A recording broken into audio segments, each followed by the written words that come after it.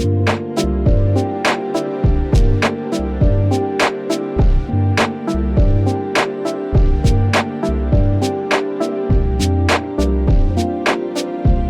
you excited for the metaverse? Which one? Because there are going to be way too many for any of them to be what we've always dreamed about. Good morning, good Friday morning to you, and happy weekend. I'm Shane Satterfield from Sifted, and this is Good Morning Gaming for April 8th, 2022. If you'd prefer to consume the show the way it's intended, in a podcast feed so you can listen on your phone as you get ready for work or your commute, head to patreon.com/sifted and drop us a pledge. It's free on our YouTube channel for everyone else. You can find our flagship show Game Face by searching your favorite podcast service. Please give the show a review if you can. It can make a huge difference for us. So a couple months ago on Good Morning Gaming, I discussed the metaverse and how it was not exactly shaping up to be what it's supposed to be. Meaning, there are just way too many in development. Epic Games has added to the pile today with its announcement that it will begin working on a metaverse for kids with the Lego Corporation. Now, one thing I will agree on is that kids are probably going to need their own metaverse. In fact, I'd prefer they get their own metaverse because I don't want the metaverse I'm going to hang out in being populated by Teletubbies and Disney cartoons. Lego and Epic claim that they will form a family-friendly digital experience to provide minors the tools to become confident creators. That's a mouthful. Which makes it sound like Epic wants to create Roblox with Lego. The good news is that the well-being and safety of minors is a priority. Their privacy will be safeguarded, and children and adults alike will be urged to have control over their digital experience. Quote, "Just as we've protected children's rights to save physical play for generations, we are committed to doing the same for digital play," said LEGO CEO Niels B. Christensen. So, all that sounds good, but it's easy to forget that Epic itself is working on another, more adult metaverse. And it's not alone. Microsoft, Meta, or Facebook, Google, Nvidia, Shopify, Roblox, Qualcomm, PlayStation, Niantic, Apple, Decentraland, and Amazon have all invested significant chunks of money into building one. But almost all of them are going to fail. The problem is that you need partners to make the metaverse work. You need vendors willing to sell things. You need a unified wallet to pay for everything. You need creators willing to create things that make up the metaverse. But most of these companies lack the partnerships, consumer goodwill, creativity, hardware, and deep pockets required to make it a success. And you need all these things, not just one or a couple, all of them.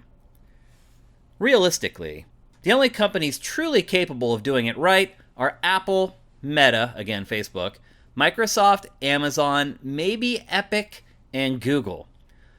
Of those, only Apple and Meta have satisfied the hardware side of things, and Apple, while the kings of augmented reality, have yet to unveil any sort of headset or wearable, but its phones already do a great job with AR. Meta obviously has the Oculus headsets. You may say, hey, what about Sony with PlayStation VR 2? But the penetration for the first PlayStation VR was just 4% of the PS4's user base, which is nowhere near enough.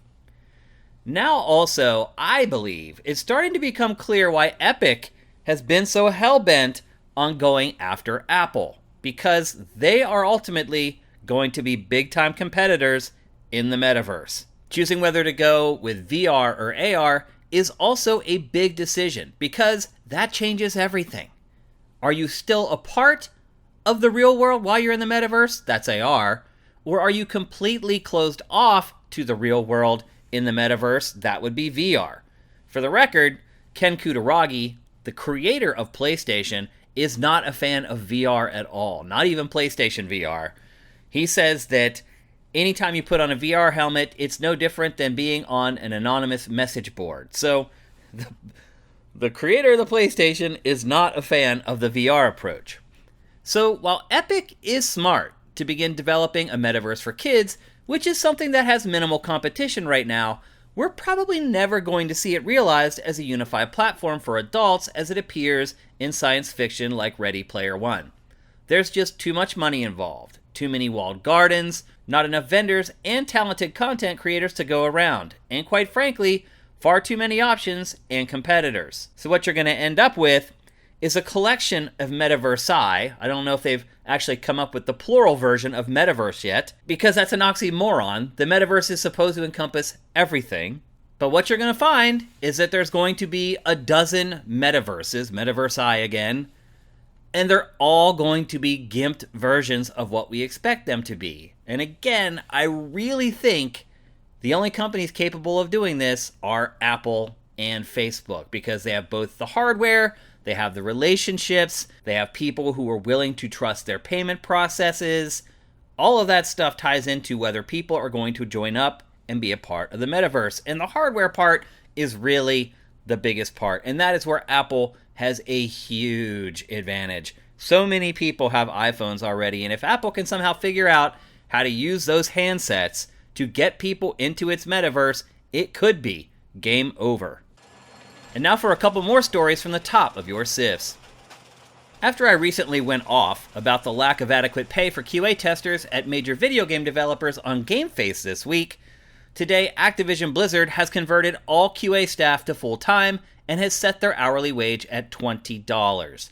While this is still a pittance for employees that work on a product that will sometimes generate $1 billion in profit after a few years of work, at least it's a start. And the only reason this happened is because the workers unionized. I wish they had held out for a little more, but it's better than nothing. If you're a fan of Assassin's Creed, today was a good day. Ubisoft's Uno game, yes, the popular card game, launched Assassin's Creed Valhalla DLC today. This latest expansion is more than just a reskin, though. The board has actually become part of the gameplay, as you can collect treasure as you make your way around the map.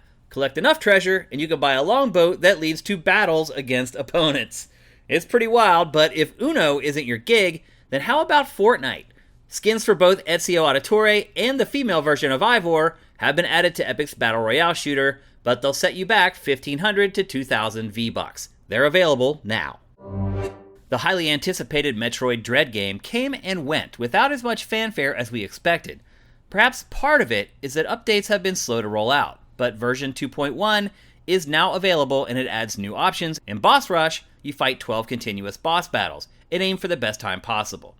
In Survival Rush, players see how many bosses they can defeat inside a 5-minute time limit. And Dread Rush is the same as Boss Rush, except Samus can't take a single hit. And best of all, this update is completely free. MLB The Show 22 reviews are in, and most critics agree that its gameplay foundation remains solid. But there are tons of complaints about it being way too similar to last year's game. New additions include online cooperative play and a new broadcast team, but otherwise, the updates are minimal. Most reviewers agree that if you already have last year's game, you should take a pass on this season's outing. However, it is free to play on Xbox Game Pass. Its Metacritic average is currently sitting at 79. Reviews for the second Sonic the Hedgehog movie are also in, and while we reported that it's doing better than the first film financially, it's not getting as warm a reception from critics. Its Metacritic average is sitting at 46 right now, and most critics complain that it's a 2-hour movie that's about 40 minutes too long, and some of the innocent charm of the first film is gone. Other criticisms include too much dialogue and not enough action for kids, but most reviews agree that they'll still like it. If you've been waiting to play Cyberpunk 2077 until it was mostly fixed, as it turns out, you had the right tactic. And that's because the game is now for sale for just $5. Now, this price is for the PS4 and Xbox One versions, but you get free next-gen upgrades for both PS5 and Xbox Series X. The deal is going down at Best Buy, and it looks to have plenty of copies available. Being patient has truly paid off. GameStop and Amazon are also currently running buy two get one free deals on a number of new games like Elden Ring, Ghostwire Tokyo, and Stranger of Paradise Final Fantasy Origin.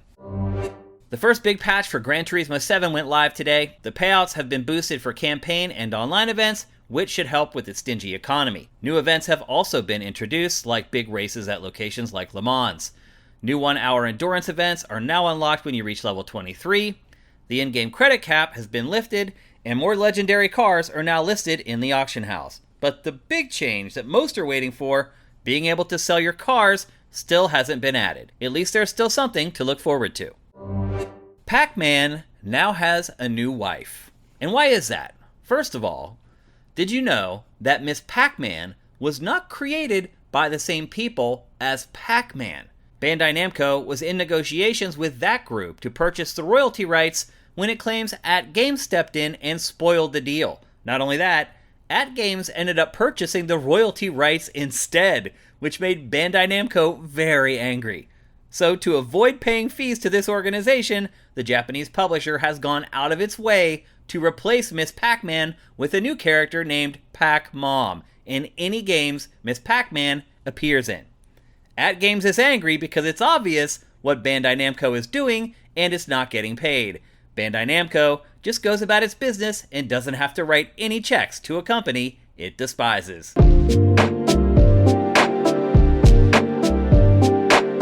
Let's take a break, and when we come back, we'll tackle today's boss fight.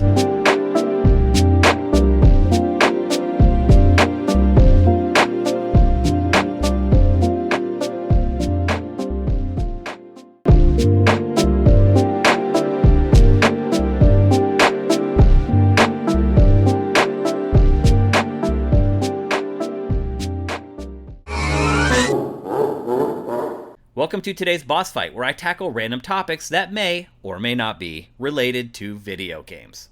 Today, Polygon did something that I don't think I've ever seen before. It published a review for Cyberpunk 2077. Now, if there's one game in the history of all games that probably deserves a re-review, it is Cyberpunk 2077. And so, I'm not here to begrudge what Polygon has done. I'm not here to criticize its editorial policies or the fact that it basically gave CD Projekt Red a second chance to get it right. Or did it? Now more than ever, reviewing games feels like a moving target. Back in the game trailers days, it was much easier.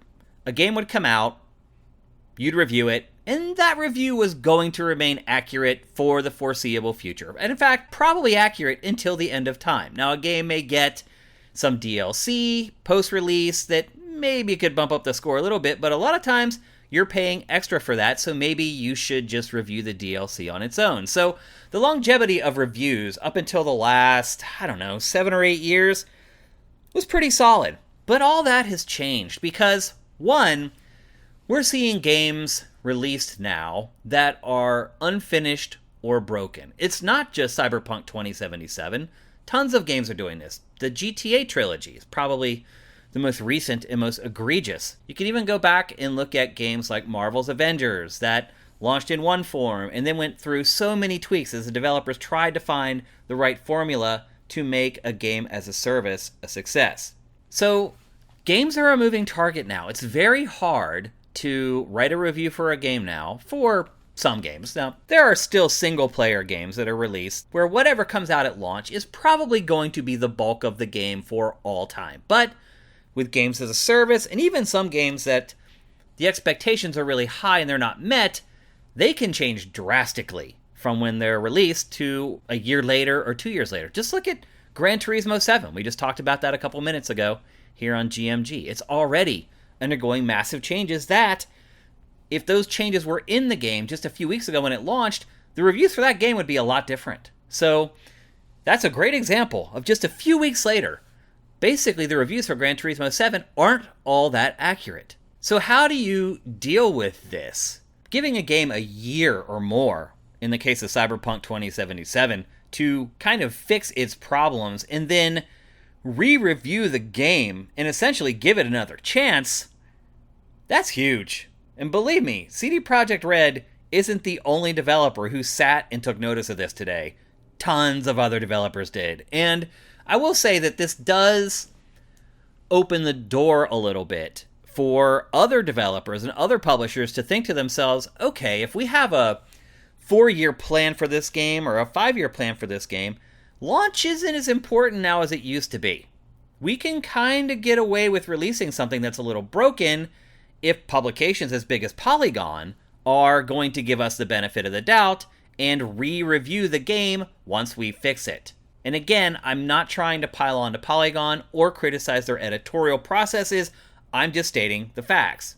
Perhaps another reason why the traditional review doesn't hold as much water as it used to is because creating a video review takes so much work and planning.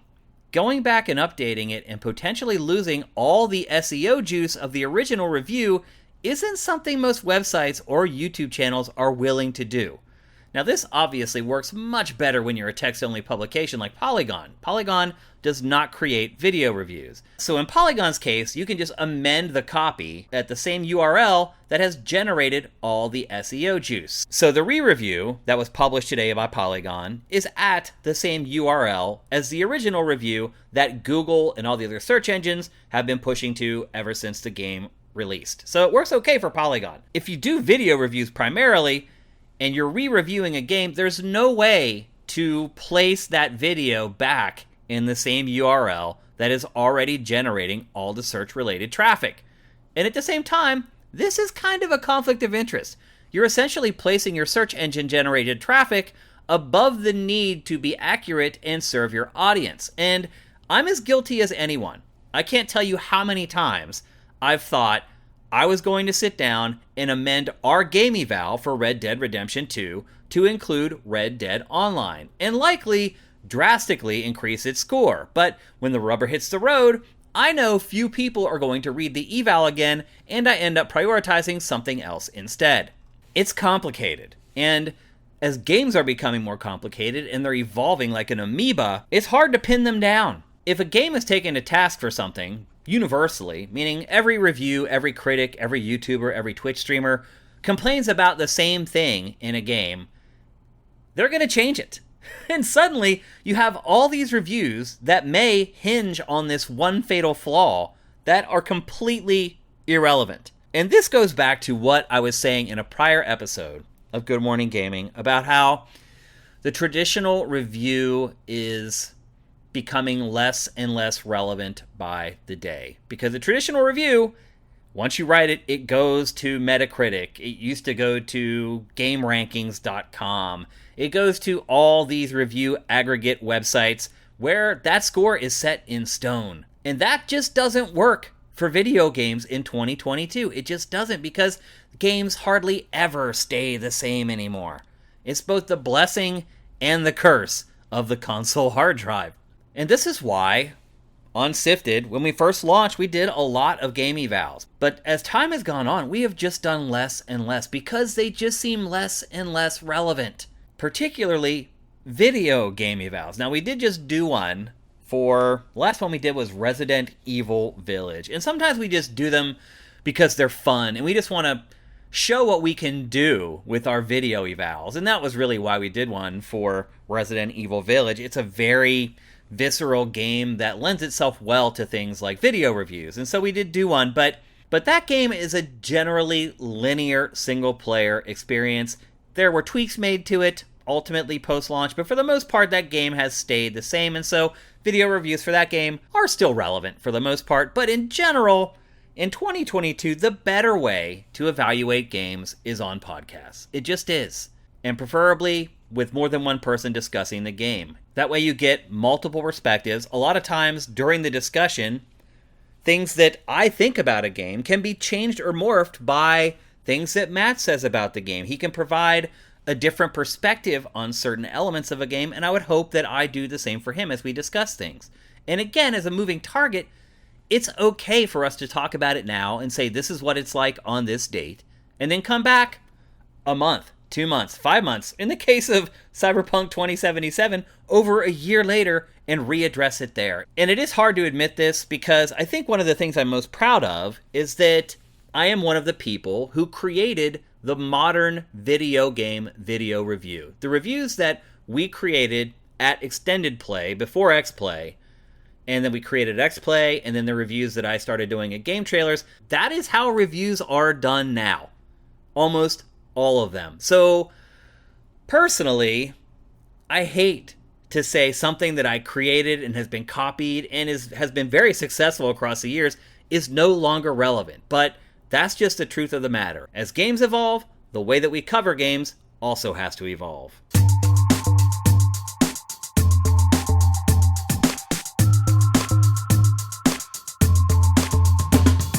Thanks for listening to Good Morning Gaming. I appreciate every single one of you who listens to GMG. I'm Shane Satterfield, and you can follow me on Twitter at Dinfire. And while you're there, follow Sifted at Sifted Games. And when you're done with that, head to patreon.com/Sifted and drop us a $4 a month pledge. We'll be back on Monday, but until then, make sure you seize today, because there will never be another